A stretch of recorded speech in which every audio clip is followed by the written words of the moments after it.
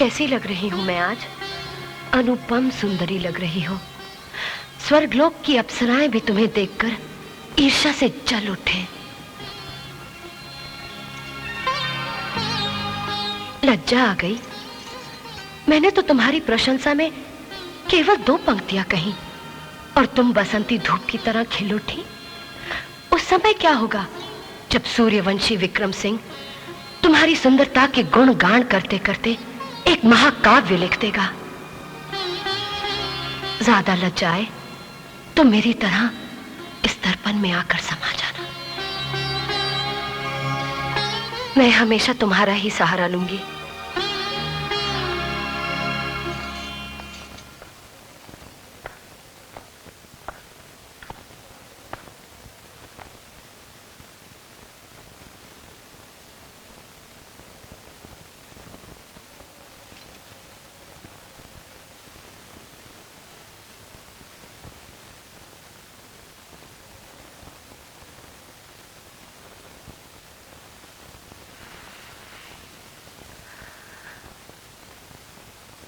कितनी अधूरी थी मैं।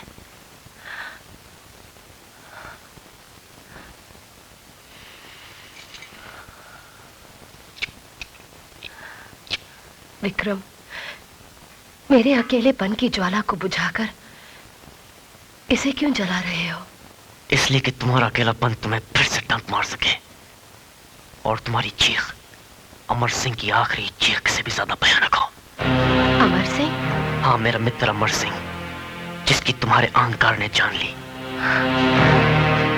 उसके बदले मैंने तुम्हारी जान तो नहीं ली, लेकिन मैं तुम पर ऐसा धब्बा लगाकर जा रहा हूं कि तुम जिंदगी भर तड़पती रहोगी। नहीं, छोड़ो मुझे। विक्रम, नहीं, मैं तुम्हें नहीं जाने दूंगी। विक्रम, मुझे छोड़ के मत जाओ। तुम मुझे जो भी दंड देना चाहते हो दे दो, मैं सब सहन कर लूंगी। विक्रम, विक्रम नहीं, रुक जाओ विक्रम। अगर तुम चले गए तो ना मैं शांति से जी सकूंगी ना मर सकूंगी। विक्रम, रुक जाओ। तुम्हारे लिए यही दंड है। नहीं!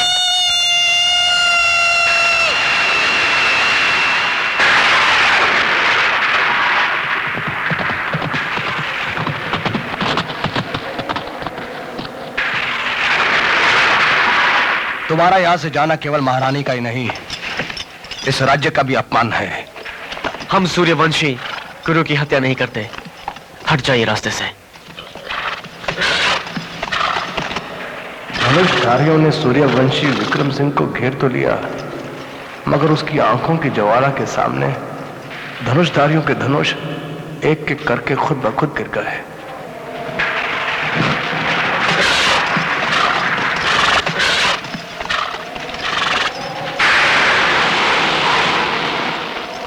मैं जानता हूं कि तुम महावीर हो।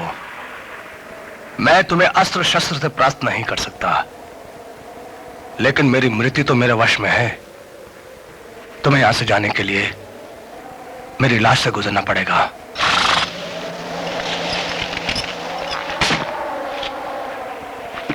मैं आपसे एक बार फिर कह रहा हूं, हट जाइए मेरे रास्ते से।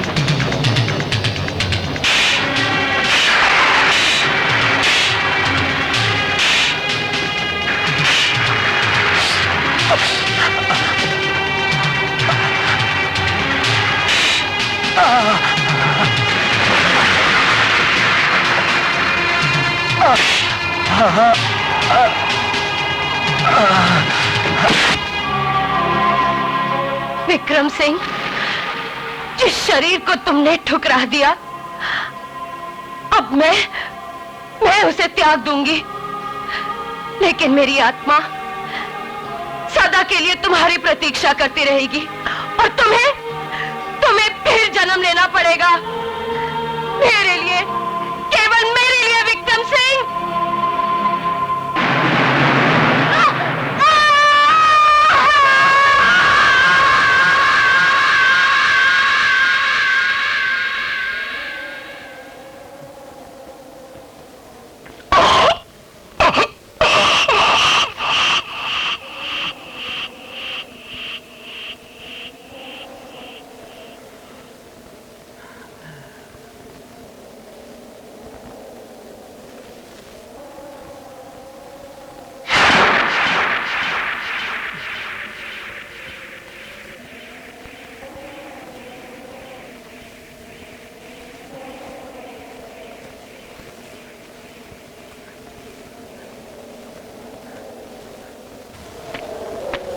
तुम मेरे हो, केवल मेरे।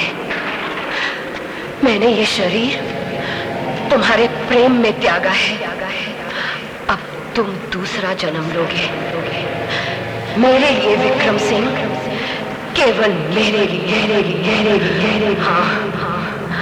हाँ, तुम दूसरा जन्म लोगे, मेरे लिए सूर्यवंशी। सूर्यरेखा, तुम मुझे कभी नहीं पा सकोगी।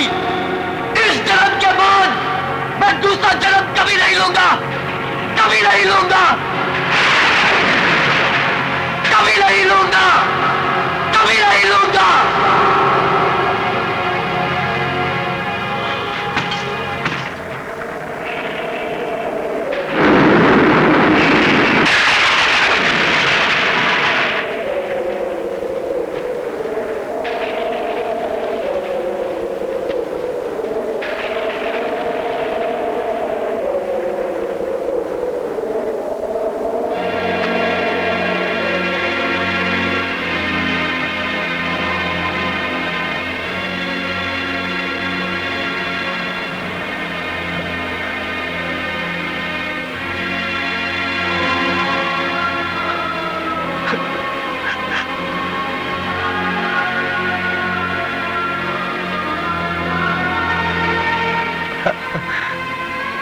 इतने बड़े ज्ञानी होकर आपको एक निर्दोष पर पीछे से वार नहीं करना चाहिए था, आपको मानव धर्म का पालन करना चाहिए था।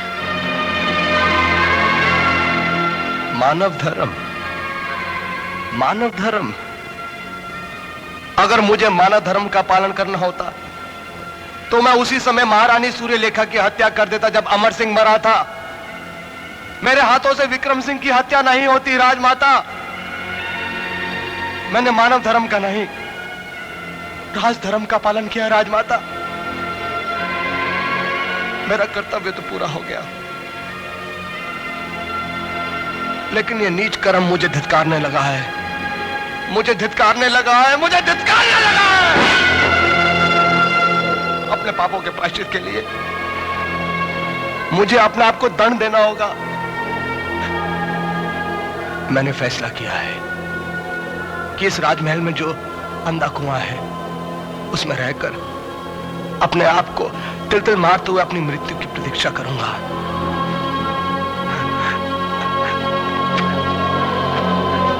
आप तो अपने पापों का प्रायश्चित कर लेंगे, परंतु उन लोगों का क्या होगा जो आपको राजगुरु कहते हैं?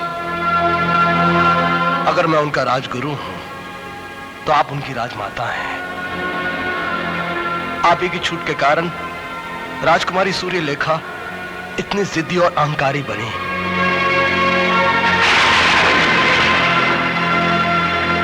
अभी तो विनाश आरंभ हुआ है, वो दिन दूर नहीं राजमाता जब संग्रामगढ़ में कोई जीवित नहीं बचेगा और इन सब की मृत्यु की जिम्मेदार आप होंगे। हाँ राजमाता, आप होंगी।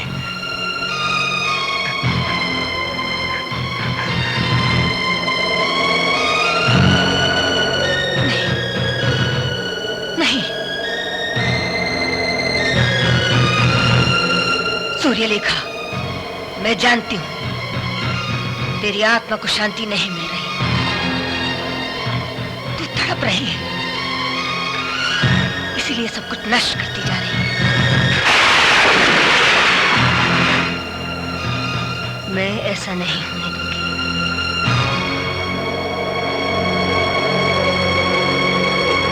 मैं तुझे श्राप देती हूं कि तू इसी महल में बंद होकर रह जाए, इससे कभी बाहर ना निकल सकी, दिन का उजाला भी ना देख सकी।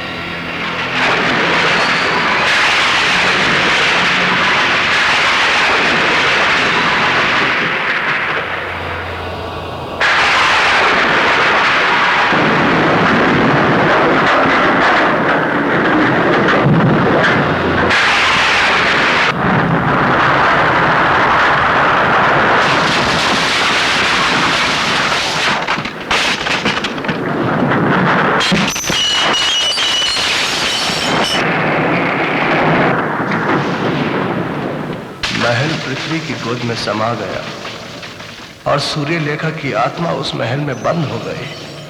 पर इस भटकती आत्मा ने संग्रामगढ़ को नर्क की भट्टी बना रखा है और वो सूर्यवंशी की तलाश में भटक रही है। रात के समय उन खंडरों से कोई भी गुजरे तो उस पर उसकी खंडित मूर्ति अपनी एक नीली आंख से जहर बरसाती है और चीख चीख के कहती है, सूर्यवंशी को लाओ, सूर्यवंशी को लाओ। उसकी ये तड़प संग्रामगढ़ वालों को ना तो जीने देती है और ना मरने देती है, और जब तक इसको शांति नहीं मिलेगी संग्रामगढ़ सुख की नींद नहीं सो पाएगा।